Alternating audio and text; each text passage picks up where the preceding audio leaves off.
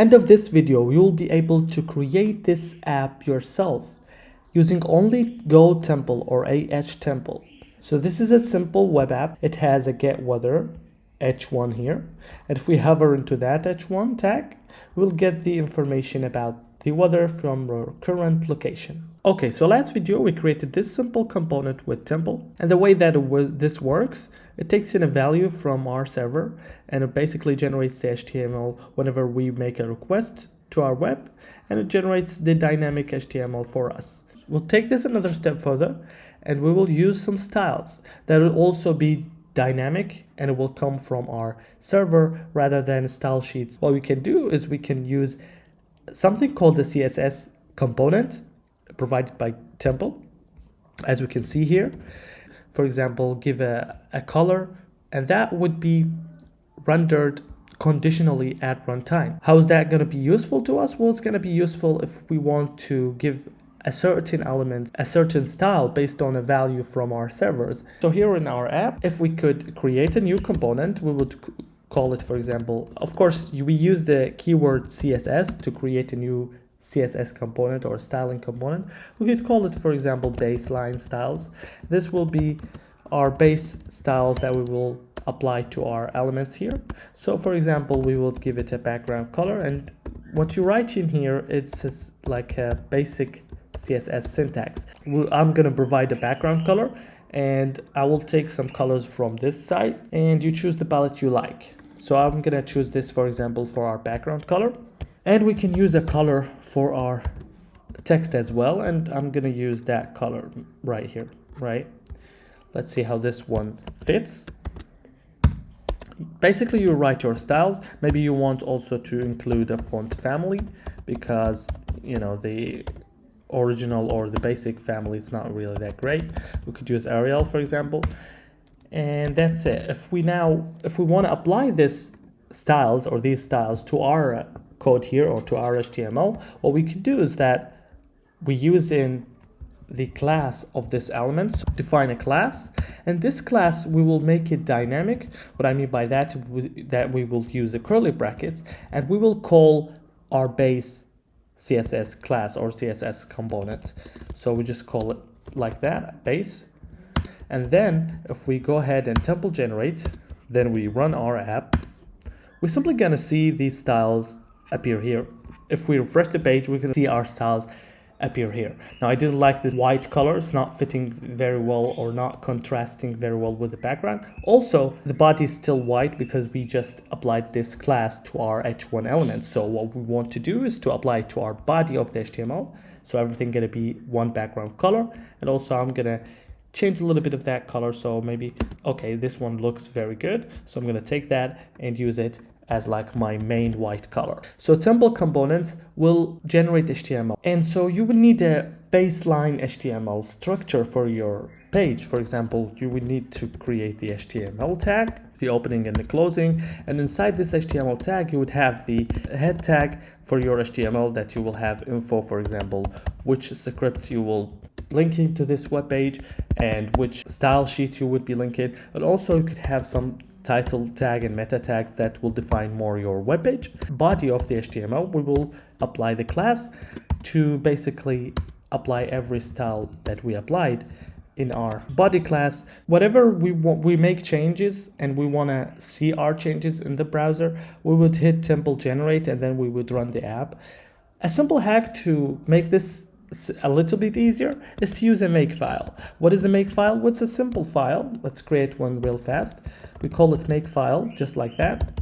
We will define inside this file a command that will combine these both commands. For example, it will Templ generate and then run the app whenever we call run. And the way to use it is fairly simple. Using the make command and then the subcommand that you declared in your makefile, which in our example will be run. So if we just hit make run, we will simply combine these two commands about Templ generate and then go run the app, and we make our life a little bit easier. So if we now refresh the page, we're going to see the new styles appear and they are looking pretty good. Next thing I want to do is I want to center this text in the middle of the web page. And to do that, I simply use a flexbox. So what I'm going to do is I'm going to give this a display of flex. And then I would give it align items as to the center. We're also going to give it justify content to the center. Run the app again. We refresh the page. We're going to see our text exactly in the middle of the web page like we wanted. Now, Templ also provides a way to write script components, and script components actually JavaScript. So you could write JavaScript inside your Templ files by declaring a script component, and you name it whatever you want to name it. I'm going to name it, for example, get location. This code is simply calling the navigator and then geolocation, and it will get our current location. Choose an element using the ID that we will declare here, and then we would set the attribute of data to these values. So basically we would inject our longitude and latitude values inside our HTML, inside our body. And there is also something that Templ provides us, is that utility class or some sort of event handler. So we can call onload, and we can call a function that would be our JavaScript function. We can call it just like that, which is get location. We'll call this ID, for example, data div, and we will create a div here with this ID, so we can exactly inject our longitude and latitude values with this. So we're going to call this, or give this an ID, and the ID will be data div. Simply, if we run the app right now and refresh the page, load this basically for the first time, you'll be asked about using your location. If we accept this, now you can see inside your console that exactly it will show you up the longitude and latitude values for your location. And so the next step, go to this webpage, weatherapi.com, and sign up. So we'll sign up easily with this webpage. And after you sign up, you finish the sign up process, you will be ended up with this page. Doing this page, or what we want is actually to use the API. So we want the request, and we can go to our API Explorer. That would give us the API Explorer as a way to actually make a request within the app itself and see what parameters could we use to get what responses we could get. So here it says that you should provide your API key here. So to find the API key, we go back to the first page, and you can see the API key is declared here. So you copy that, and then you go to the API Explorer. You paste in the IP or the API key here. Choose whatever location you want to get the weather info for. For example, if I choose London, I could easily make a request by hitting the show response. It actually make a request URL for us, and it shows also the response. This is the response headers, obviously, and this is the response body, which we will be focusing on to make, to inject data into our app.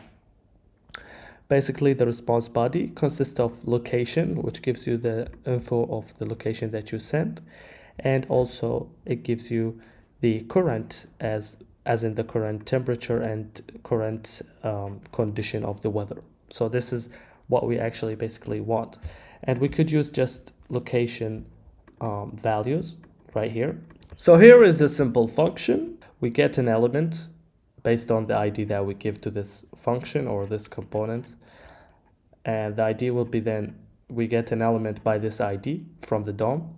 And then we get the data value from an attribute that we just defined here as the attribute of data, to get the info about longitude and latitude, which we can get by splitting the data value of this attribute by a comma, and then we get this. Now keep in mind, you guys, you could do all of this by just giving the name of the city that you want to get the weather from within your app. So you could just put an input field, and then on submit, you make this request via JavaScript, and we could definitely use that and do that via on-click utility or handler, because on-click handler is available on any HTML tag, including buttons, so you can have a button and form. But what I did is that I will make it kind of using our own location to give like a real weather data about our location.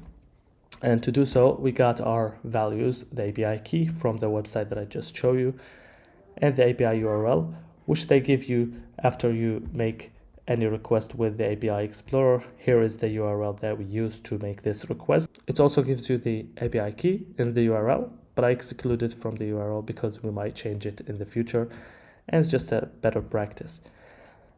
And so after that, you could use the fetch function or special function in JavaScript to make a request, and using this API URL, you could also add in .then hooks to basically specify what's going to happen after you fetch this API. And what I said take in the response and take the response.json, do some logging, we log the data, and we will also provide some sort of text that will replace the inner HTML of our element with this text. So here I provided the location that we're making the request from, and also the condition, so whether like the weather condition, and also the temperature, so the weather temperature. A little bit extra image that also they give you from the API, that they give you a URL of an icon based on the condition of the weather. So I included this as an image so I can show it inside our web app. At the end of this function, I just said element.innerHTML will be equal to the text content that I provided here. And obviously this is a catch error, basically if anything happened, you could console log the error to our console. Here inside our temple component, we just need to add in one more thing, is that we need to make sure when we hover something, we will change the data of this element to the data comes from the API, the weather API. So to do that, we add in on mouse hover, or wait, maybe you can even on click. So I'm going to use on click here. You could use whatever handler you want, or whatever, let's say, event listener you want.